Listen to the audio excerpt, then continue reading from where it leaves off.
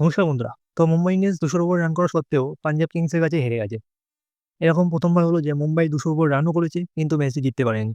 তবে কাদের জন্য মুম্বাই ইন্ডিয়ান্স এই ম্যাচটি হারলো? আর কে বা কারাই পাঞ্জাব কিংসকে জিতিয়ে পাঞ্জাবকে প্রবেশ করালো আইপিএল এর ফাইনালে? তবে তার আগে বলে রাখি যে এই ম্যাচে মুম্বাই ইন্ডিয়ান্স ১ম এ ব্যাটিং করে ২০ ওভারে ২০৩ রান বানায় ৬ উইকেট হারিয়ে।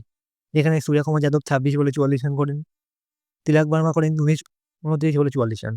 উত্তরে যখন পাঞ্জাব কিংস এই রান চেজ করতে নামে তখন একসময় ৭২ রানে ৩ উইকেট পড়ে যায় পাঞ্জাবের। তবে সেখান থেকে আয়ার ৪১ বলে ৮৭ রানের নট আউট একটি ক্যাপ্টেন্সি পারি খেলে তার সাথে নেহাল ওদেরা ২৯ বলে ৪৮ রান করে ১ ওভার বাকি থাকতেই পাঞ্জাব কিংসকে জেতায় এই ম্যাচটি এবং পাঞ্জাবকে প্রবেশ করায় ফাইনালে। তবে এবার বলে রাখি যে মুম্বাই হারের জন্য প্রধান ভিলেন কারা? তো এখানে সবার আগে নাম আসছে জাসপ্রীত বুমরাহ। অন্যান্য ম্যাচের মতো এই ম্যাচেও পুরো মুম্বাইয়ের দল তথা সাপোর্টাররা আশা করেছিল যে বুমরাহ কোনো ম্যাজিক করবেন এবং মুম্বাইকে ম্যাচটি জেতাবে। কিন্তু না, জাসপ্রীত বুমরাহ এই ম্যাচে পুরো ফ্লপ হন। তিনি ৪ ওভারে ৪০ রান দেন এবং একটু উইকেট নিতে পারেননি তিনি। এবং তাই মুম্বাইয়ের হারের জন্য তিনি একটি অন্যতম কারণ। এরপর ২য় ভিলেন হলেন অশ্বিনী কুমার। ৪ ওভারে ৫৫ রান দেন তিনি। খুবই বাজেভাবে মার খান এবং বোলিংয়ে কিছুই করতে পারেননি। তাই হার্দিক পান্ডিয়া বলেছেন যে বোলাররা তেমন কোনো যোগদান দিতে পারেনি। তাছাড়া এই হারের জন্য আমিও সমানভাবে দায়ী। তার সাথে আছেন রিস চোপড়ি। মাত্র ৩ ওভারে ৪০ রান দেন। বিশেষ করে তিনি শ্রেয়াস আয়ারের কাছে ৩ বলে ৩ টে ৬ খান। তাছাড়া আছেন রোহিত শর্মা, যিনি ৭ বলে মাত্র ৮ রান করেন। কালকে রোহিত শর্মার ৩ খানা ক্যাচ ছুটেও যায়। কিন্তু সেই জীবনদানকে তিনি পূর্ণ সুযোগ ওঠাতে পারেননি। তাছাড়া আপনার কি মনে হয় রোহিত শর্মার কি এটাই ছিল লাস্ট আইপিএল? তিনি কি তার লাস্ট আইপিএল মুম্বাই জার্সিতে খেলে বেড়েছেন? এছাড়া হার্দিক পান্ডিয়া ১৩ বলে ১৫ রান করেছেন। এখনকার দিনে টি-টোয়েন্টি ক্রিকেটে যেখানে ১৩ বলে সেঞ্চুরি হয়ে যাচ্ছে, সেখানে হার্দিক পান্ডিয়া ১৩ বলে ১৫ রানের ব্যাটিংয়ের কোনো দামই নেই।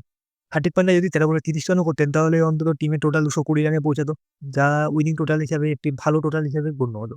এটা তো ছিল মুম্বাই হারের জন্য প্রধান ভিলেন। তবে পাঞ্জাব কিংসের জয়ের জন্য যে হিরো তিনি হলেন শ্রেয়াস আয়ার। হ্যাঁ বন্ধুরা, পাঞ্জাব কিংসের ক্যাপ্টেন শ্রেয়াস আয়ার ৪১ বলে নট আউট ৮৭ রান করেন এবং একটি ক্যাপ্টেন্সি নক খেলেন এবং পাঞ্জাব কিংসে ১ ওভার বাকি থাকতেই জেতান। তিনি তার ইনিংসে ৫ টি ৪ এবং ৮ টি ৬ মারেন এবং এই জয়ের মাধ্যমে পাঞ্জাব কিংস ১১ বছর পর আইপিএলের ফাইনালেও পৌঁছে গেছে। যেখানে তাদের লড়াই হবে ফাইনালে আরসিবির সাথে। তাছাড়া আপনাদের জানার সাথে বলে রাখি যে শ্রেয়াস আয়ার হলেন আইপিএলের একমাত্র ক্যাপ্টেন যিনি ৩ টে ডিফারেন্ট টিমকে ৩ টি ডিফারেন্ট সিজনে আইপিএল ফাইনালে পৌঁছিয়েছেন। যেখানে ২০২০ সালে দিল্লি ক্যাপিটালসকে ফাইনালে পৌঁছান কিন্তু দুর্ভাগ্যবশত দিল্লি সেবার জিততে পারে না। ২০২৪ সালে অর্থাৎ আগের বছর তিনি কলকাতাকে ফাইনালে পৌঁছান এবং কলকাতা সেবার চ্যাম্পিয়ন হয়। আর এবার পাঞ্জাবকে। তাছাড়া আইপিএল ফাইনালে এবার যে ২ টি টিম খেলছে অর্থাৎ আরসিবি এবং পাঞ্জাব তারা কোনোবারই কাপ পায়নি। তো কোনো না কোনো টিমের এবার কাপ পাওয়ার স্বপ্ন পূরণ হবে এবং কোনো না কোনো টিম আবারও হতাশা নিয়ে ফিরে যাবে পরের বছরের জন্য। যাই হোক বন্ধুরা, আপনার কি মনে হয় এবারে কাপ কারা পেতে চলেছে? পাঞ্জাব কিংস নাকি রয়্যাল চ্যালেঞ্জার্স বেঙ্গালুরু? আপনাদের মতামত অবশ্যই কমেন্ট সেকশনে জানাবেন এবং ভিডিও ভালো লাগলে ক্রিকেট সম্পর্কিত বিভিন্ন ভিডিও পাওয়ার জন্য আমাদের চ্যানেলকে সাবস্ক্রাইব, লাইক এবং শেয়ার করবেন।